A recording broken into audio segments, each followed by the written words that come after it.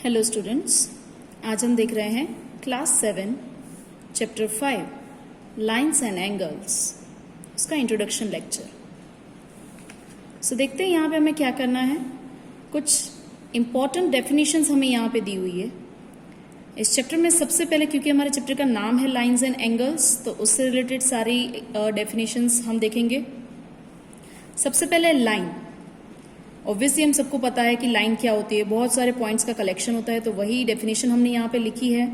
Collection of points going endlessly in both directions along a straight path is a line. Suppose मैं यहाँ पे एक line draw कर रही हूँ, सॉरी ये स्ट्रेट नहीं है प्रॉपरली, तो समझ लो कि ये स्ट्रेट लाइन है। तो ये यहाँ से ए एंड बी, वैसे इस लाइन पर अनलिमिटेड पॉइंट से अनलिमिटेड पॉइंट, आप जितने भी चाहो इतने पॉइंट यहाँ पे रख सकते हो। अनलिमिटेड पॉइंट से बनी हुई ये लाइन है, और ये दोनों एरोज का मतलब है कि ये लाइन दोनों ही डायरेक्शन में अनलिमिटेड डिस्टेंस पर चले ही जा रही है, ठीक है। और इसके एंड पॉइंट आप नहीं ढूंढ पाओगे। अब इस लाइन पर दो पॉइंट हमने शो किए हुए हैं। वैसे तो इस पे अनलिमिटेड पॉइंट है, लेकिन मैंने दो ही पॉइंट को हाईलाइट किया, मतलब कि नाम दिया है। एक पॉइंट है ए, एक पॉइंट है बी। तो अगर मुझे किसी भी लाइन को सिंबॉलिक फॉर्म में दिखाना है तो उसका सिंबल कुछ इस तरह से हो जाएगा। छोटा सा लाइन ड्रॉ कर दो और उसके नीचे लिख दो ए बी। एरोज ड्रॉ करना बहुत जरूरी है, ठीक है। तो इस तरह से हम लाइन को दिखा सकते हैं। सेम वैसे ही नेक्स्ट है लाइन सेगमेंट। लाइन सेगमेंट जो है वो लाइन का ही एक हिस्सा होता है, लाइन का ही एक पार्ट होता है।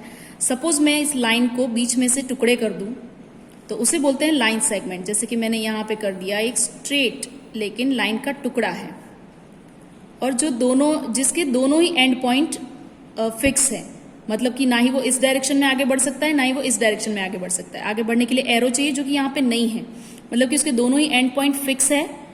और लाइन सेगमेंट जो है उसकी लेंथ फिक्स होती है, ठीक है। क्योंकि उसके एंड पॉइंट फिक्स है तो हम इसकी लेंथ आराम से स्केल से मेजर कर सकते हैं, ओके। तो लाइन सेगमेंट लाइन का एक हिस्सा होता है जिसका दोनों ही एंड पॉइंट फिक्स होते हैं और जिसकी लेंथ भी फिक्स होती है। सपोज मैंने यहाँ पे नाम दे दिया उसके एंड पॉइंट को ए बी। तो अगर मुझे इसे सिंबॉलिक फॉर्म में दिखाना है तो मैं यहाँ पे छोटा सा लाइन सेगमेंट ड्रॉ करूंगी और लिख दूंगी ए बी। बहुत सारे लोग यहाँ पे लाइन सेगमेंट ड्रॉ करने के बाद इससे एंड पॉइंट शो करते हैं, जो कि नहीं करना है। यहाँ से एंड पॉइंट शो करना ये गलत है, ठीक है। सिर्फ और सिर्फ लाइन सेगमेंट ड्रॉ करके उसके नीचे ए बी लिख देना है। ये हमारा सिंबॉलिक फॉर्म हो जाता है लाइन सेगमेंट को दिखाने का। हमने यहाँ पे डेफिनेशन भी लिख के रखी है। Line segment is a part of line, it has two fixed end points. इसके दोनों फिक्स एंड पॉइंट होते हैं। नेक्स्ट है हमारा रे। रे भी लाइन का ही एक हिस्सा होता है, पर उसका एक एंड पॉइंट फिक्स होता है और एक एंड पॉइंट जो है वो एरो होता है। जैसे कि मैं यहाँ पे ड्रॉ कर रही हूं अपना रे, तो उसका स्टार्टिंग पॉइंट फिक्स है कि वो कहां से स्टार्ट हो रहा है, लेकिन फिर जो भी डायरेक्शन में जा रहा है उस डायरेक्शन में वो अनलिमिटेड डिस्टेंस तक जा रहा है, जब तक उसके सामने कोई रुकावट ना आ जाए, ठीक है। जैसे कि सनलाइट का रे, सन रेज जो होते हैं वो हमें पता है कि उसका स्टार्टिंग पॉइंट सन है, लेकिन एंड कहां पे हो रहा है वो हम डिसाइड नहीं कर सकते। तो सपोज यहाँ पे मैं नाम दे रही हूं पी क्यू। ये भी अनलिमिटेड पॉइंट से बना हुआ होता है, और इसकी लेंथ भी अनलिमिटेड होती है, क्योंकि एक साइड एरो है तो वो अनलिमिटेड लेंथ तक आगे बढ़ रहा है, हम बता नहीं सकते। पर ये भी लाइन का ही एक हिस्सा होता है। इसे सिंबॉलिक फॉर्म में दिखाना है तो यहाँ पे छोटा सा एरो ड्रॉ करना है और नीचे लिख देना है पी क्यू, ठीक है। तो इसे हम रीड करेंगे रे पी क्यू। तो इस तरह से हम रे को समझ सकते हैं। इसकी डेफिनेशन भी कुछ इस तरह से है। रे is also a part of a line, it has one fixed point and goes endlessly from other point. मतलब कि उसका एक पॉइंट फिक्स होता है और दूसरे पॉइंट पे वो एंडलेसली आगे बढ़ता चला जाता है, क्योंकि एरो है। अब आगे देखते हैं फोर्थ नंबर, जो कि है एंगल। एंगल किसे कहते हैं? तो दो रे जो कि एक ही पॉइंट में से जा रहे हो, एक ही स्टार्टिंग पॉइंट में से स्टार्ट हो रहे हो, तो उन दोनों के बीच का जो डिस्टेंस होता है उसे बोलते हैं हम angle. The inclination between two rays having a common initial point is called an angle. मैं यहाँ पे ड्रॉ करके समझा रही हूँ तो बेटर समझ में आएगा हमें। सपोज यहाँ पे मेरा ये पॉइंट है, इसी पॉइंट में से एक रे यहाँ जा रहा है जिसका नाम है ए बी, और एक रे इसी ए पॉइंट में से ही शुरू होकर दूसरी साइड जा रहा है जिसका नाम है सी, मतलब ए सी। तो इन दोनों रेस के बीच का जो इंक्लाइनेशन है, मतलब कि जो कोना बन रहा है, कॉर्नर बन रहा है, उसे हम बोलेंगे, एंगल बन रहा है उसे बोलेंगे हम एंगल। ठीक है, तो इसे इस तरह से एंगल के तौर पे दिखाया जाएगा। एंगल में खास चीज, जहां से दो एंगल स्टार्ट हो रहा है, दोनों रेस स्टार्ट हो रहे हैं उसे बोलते हैं वर्टेक्स, और दोनों ही रेस जिससे एंगल बना हुआ है उसे बोलते हैं उसका आर्म। ओके, तो एंगल के दो आर्म होते हैं और एक वर्टेक्स पॉइंट होता है। अब आगे देखते हैं। अब नेक्स्ट पॉइंट है हमारा टाइप्स ऑफ एंगल्स। एंगल क्या होता है वो तो हमें पता चल गया, लेकिन एंगल के डिफरेंट डिफरेंट टाइप्स होते हैं। शायद आप अगले स्टैंडर्ड में भी पढ़ चुके होंगे। तो देखते हैं, सबसे पहला टाइप है एक्यूट एंगल। एक्यूट एंगल का मतलब है जिसका मेजरमेंट 90 डिग्री से कम होता है, लेस देन 90 डिग्री, कुछ इस तरह से। जैसे कि अगर आप यहाँ पे मेजर करोगे एंगल को, किस तरह से मेजर करते हैं आप लोग अगले स्टैंडर्ड में सीख चुके होंगे। तो एंगल को मेजर करने पर अगर आंसर जो है, मतलब मेजरमेंट उसका जो है वो 90 डिग्री से कम आता है, जैसे कि यहाँ पे 60 डिग्री दिया हुआ है, तो उसे बोलते हैं एक्यूट एंगल। मतलब कि 1 डिग्री से लेकर 89 डिग्री तक एंगल का अगर मेजरमेंट आता है तो उसे बोलते हैं एक्यूट एंगल।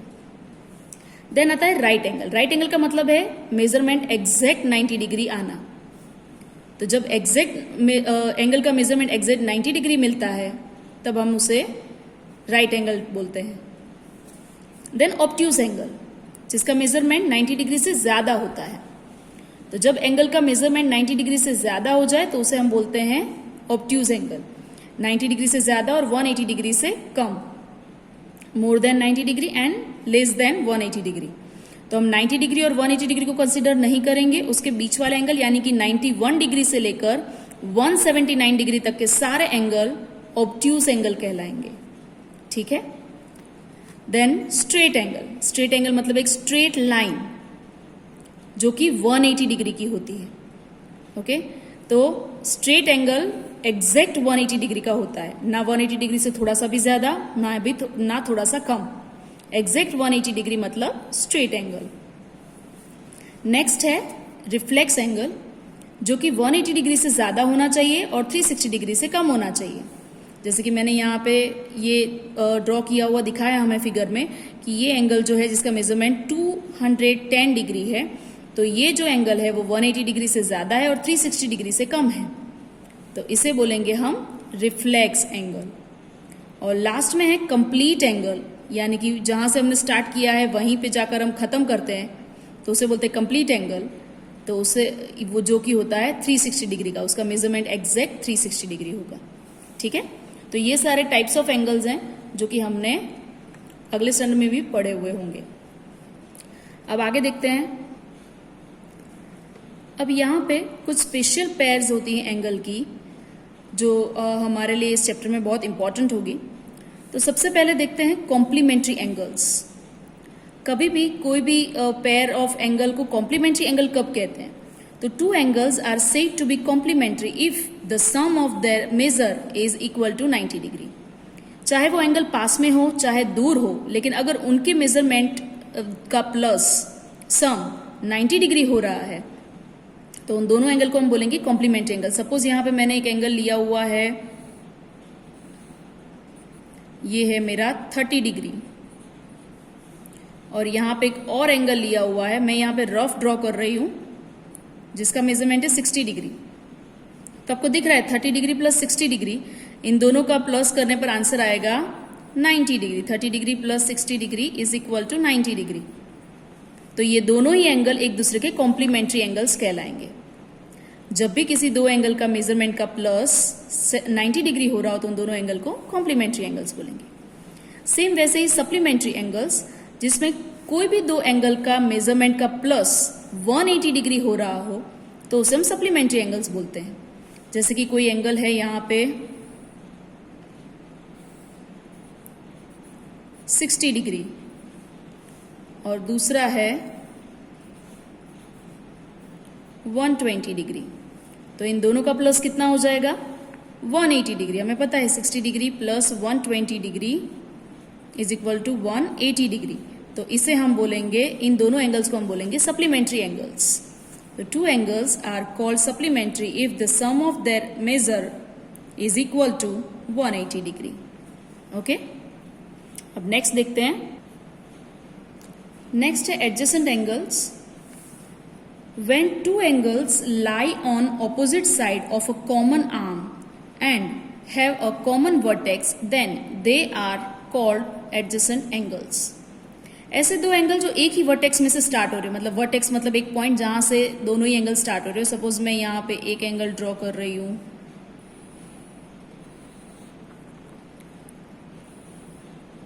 सपोज मैंने ये दो एंगल ड्रॉ कर दिए हैं. यहाँ पे point O A B C मैंने कुछ नाम दे दिए. तो हमें दिख रहा है हमारे पास दो एंगल है A O B and B O C. Okay, दो अलग अलग एंगल्स हैं. दोनों का मेजरमेंट हो सकता है अलग अलग हो, सेम नहीं है. हम यहाँ पे अलग अलग ले रहे हैं. मैंने रफ फिगर ड्रॉ की है. तो मान लो कि दोनों का मेजरमेंट अलग अलग है, लेकिन दोनों एक ही वर्टेक्स पॉइंट में से स्टार्ट हो रहे हैं. वर्टेक्स मतलब ओ, दोनों का वर्टेक्स पॉइंट ओ है. ओके, एंड दोनों के बीच में एक कॉमन आर्म है. एक आर्म कॉमन है, मतलब कि एक रे कॉमन है ओबी. ओबी जो है वो एओबी का भी हिस्सा है और बीओसी का भी हिस्सा है. तो इन दोनों एंगल को हम बोलेंगे एडजेसेंट एंगल्स. और एक बात खास कि एक आर्म कॉमन होना चाहिए और जो नॉन कॉमन आर्म्स है वो कॉमन आर्म के ऑपोजिट साइड होनी चाहिए. मतलब कि एक इस साइड और एक दूसरी साइड. हम दोनों एक साइड नहीं ले सकते. सपोज मैंने यहाँ पे एक एंगल ड्रॉ कर दिया है पी क्यू आर, और उसी के बीच में मैंने एक और रे ड्रॉ कर दिया है बी क्यू बी. अब मैं पूरा एंगल ले रही हूं P Q R, angle P Q R and angle B Q R, पर ये दोनों एंगल एडजेसेंट नहीं है. ओके, ये दोनों एंगल एडजेसेंट नहीं है. क्यों? क्योंकि इन दोनों एंगल कॉमन वर्टेक्स में से स्टार्ट तो हो रहे हैं, कॉमन रे भी है, लेकिन जो नॉन कॉमन रे है दोनों ऑपोजिट साइड पे नहीं है. ठीक है, यहाँ पे कॉमन क्यू आर है, कॉमन जो है वो क्यू आर है, लेकिन जो नॉन कॉमन है Q B and P Q वो दोनों सेम साइड पे है, जबकि एक इस साइड होना चाहिए. तो ध्यान रखना है एडजेसेंट एंगल्स उसे कहते हैं जिसके अंदर कॉमन वर्टेक्स पॉइंट हो, कॉमन आर्म हो और non common arms opposite side पर हो. ठीक है, तो उसे बोलते हैं एडजेसेंट एंगल. तो ये है. उसके बाद देखते हैं आगे linear pair. A linear pair is a pair of adjacent angles whose non-common sides are opposite rays. Linear pair उसे कहते हैं जो दो adjacent angles जिसकी opposite arms जो है वो opposite direction में होने चाहिए. मतलब कि यहाँ पे ये जो दो एंगल है इन दोनों को हम बोलेंगे लीनियर पेयर, क्योंकि ये दोनों एंगल एडजेसेंट एंगल है, पास पास में है. एडजेसेंट एंगल की पूरी डेफिनेशन फॉलो हो रही है. और दूसरी चीज कि इन दोनों का प्लस 180 डिग्री होना चाहिए. एंड इन दोनों के जो नॉन कॉमन आर्म्स है, कॉमन आर्म एक तो ये कॉमन है. ठीक है, जैसे कि यहाँ पे मैं नाम दे रही हूँ कुछ इस तरह से. तो ओ ए जो है वो कॉमन है, लेकिन ओ बी एंड ओ सी बिल्कुल ऑपोजिट डायरेक्शन में, एक इस डायरेक्शन में एक इस डायरेक्शन में. ओके, तो इन्हें बोलते हैं लीनियर पेयर. ऐसे दो एंगल जो कि एडजेसेंट हो और उनके नॉन कॉमन आर्म बिल्कुल ऑपोजिट डायरेक्शन में जा रहे तो उसे बोलते हैं लीनियर पेयर. और हाँ, एक बात याद रहे, लीनियर पेयर के दोनों ही एंगल का प्लस हमेशा 180 डिग्री ही होता है. यानी कि angle AOB plus angle AOC is equal to 180 degree always. Okay, तो ये आपको ध्यान रखना है. एंड नेक्स्ट है वर्टिकल ऑपोजिट एंगल्स. मैं यहाँ पे फिगर ड्रॉ कर रही हूँ, रफ फिगर है.